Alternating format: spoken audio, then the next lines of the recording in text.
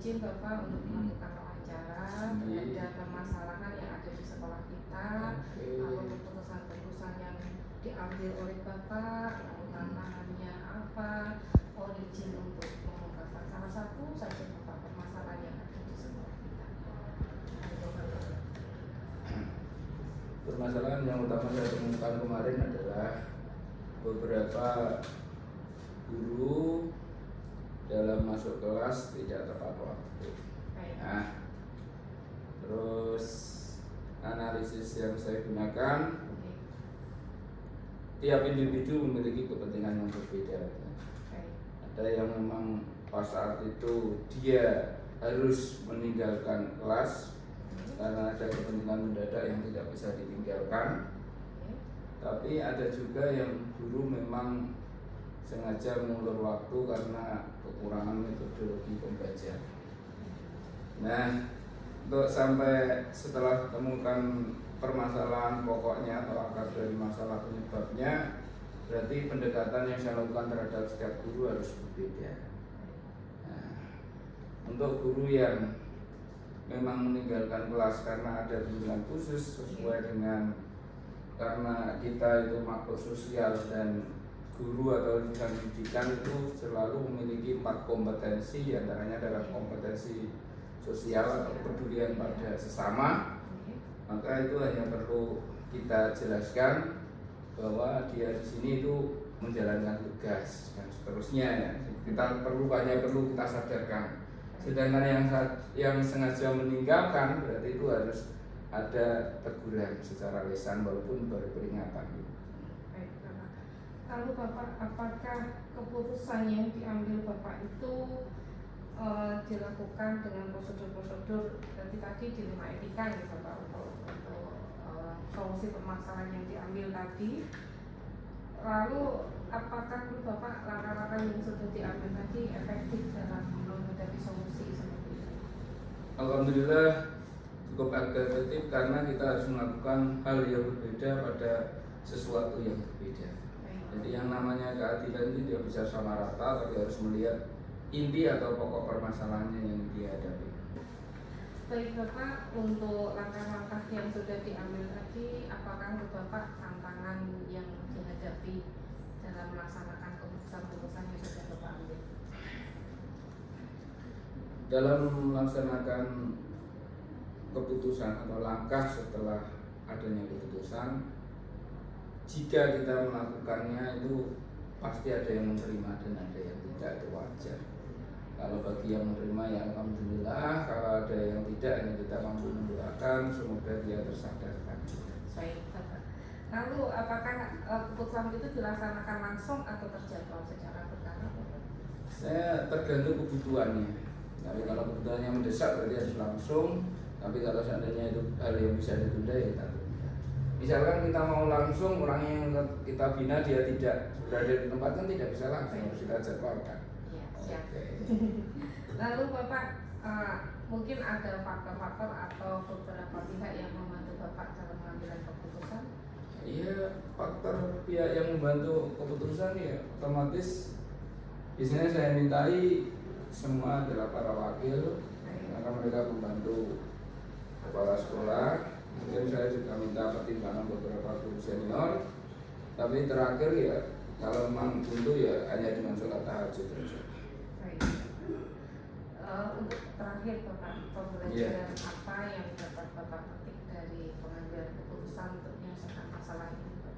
Pelajaran ini saya ambil ya tidak ada suatu masalah pun yang tidak bisa dipecahkan. Baik, setuju sekali Bapak.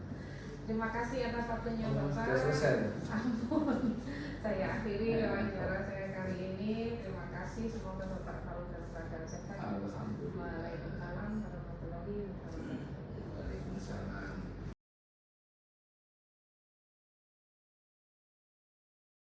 Selamat siang Bapak. Assalamualaikum warahmatullahi wabarakatuh. Waalaikumsalam.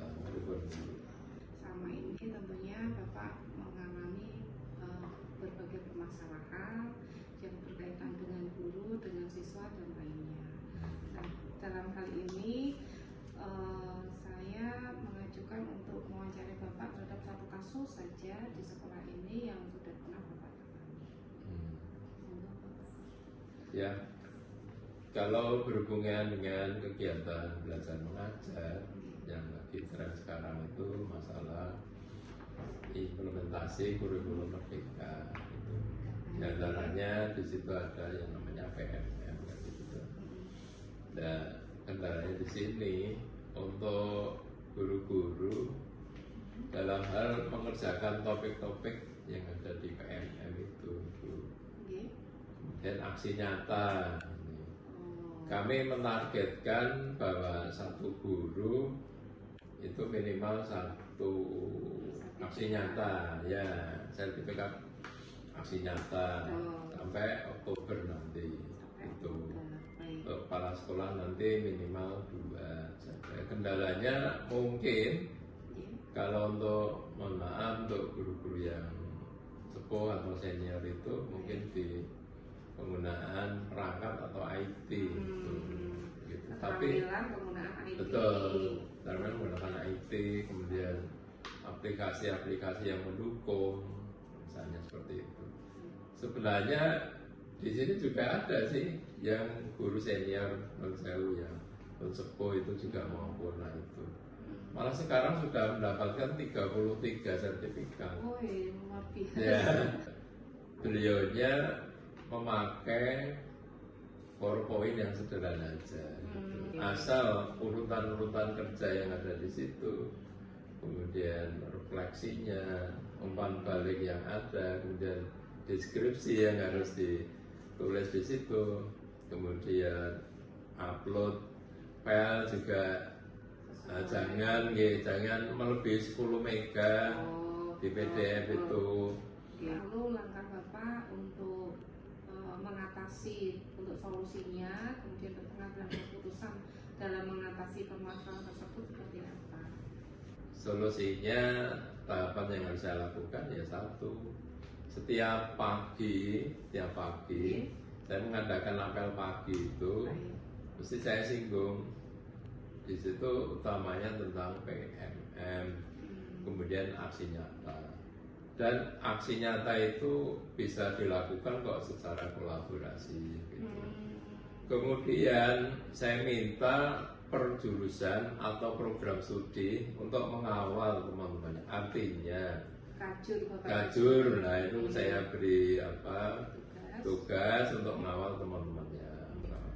Langkah kedua, kami melakukan yang namanya pelatihan.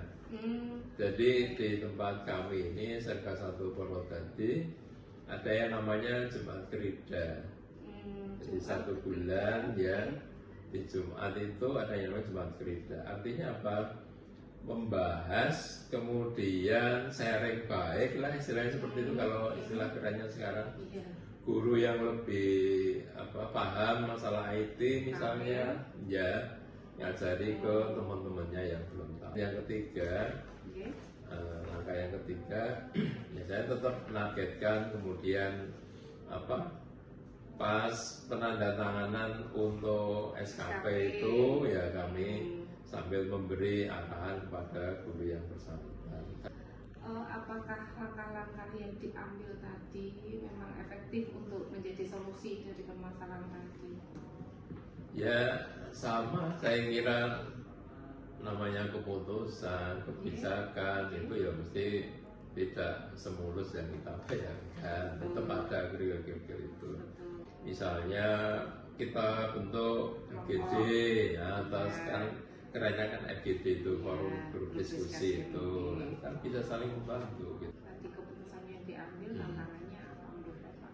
Aku pimpinan itu saya ibaratkan sebagai bapak gitu loh. Jadi bapak itu ya kudu peka, iya mengingatkan harus peka pada anaknya apa sih permasalahannya dan sebagainya. Ini program pemerintah ya gitu kan saya. Meneruskan program betul pemerintah. Ya harus disukseskan. Dan dilema yang saya hadapi ya paling bagaimana sih saya mengupayakan cara yang tepat untuk teman-teman saya. Bapak mungkin ada faktor-faktor yang membantu Bapak untuk mempermudah pengambilan keputusan tadi, langkah-langkahnya tadi. Oke, seperti yang saya sampaikan tadi, saya sama, jadi menggali, menanyakan tadi yang saya sampaikan di depan guru senior tadi. Bu, panjenengan kok bisa cepet seperti ini pripun lho? Saya ngisi waktu Pak, senggang saya. Dikala saya tidak mengajar, maka saya sempatkan. Itu sederhana kok Pak, hanya membuat PPT sederhana. Baik Bapak, untuk pengambilan keputusan ini menurut Bapak pembelajaran apa yang dapat dipetik dari pengalaman dalam mengambil keputusan seperti ini? Ya, baik. Ya intinya sabar ya. Allah merintahkan kita kan, mintalah padaku dengan sholat dan sabar. Baik. Maka sabar itu perlu saya tekankan di sini, bukan sabar hanya menerima saja, tapi sabar bagaimana mengupayakan, artinya Baik. ada langkah-langkah untuk menuju ke sana dan seperti itu. Baik Bapak, terima kasih atas ilmunya untuk kali ini, bahwa ternyata dalam pengambilan keputusan itu kan tentu melibatkan banyak pihak dan bagaimana kita mengatasi tantangan, menghadapi dilema diri kita sendiri. Terima kasih sekali atas ilmunya Bapak. Yeah. Mohon maaf jika ada kekurangan dari saya akhiri. Terima kasih. Ya, terima kasih, sukses ya. Amin.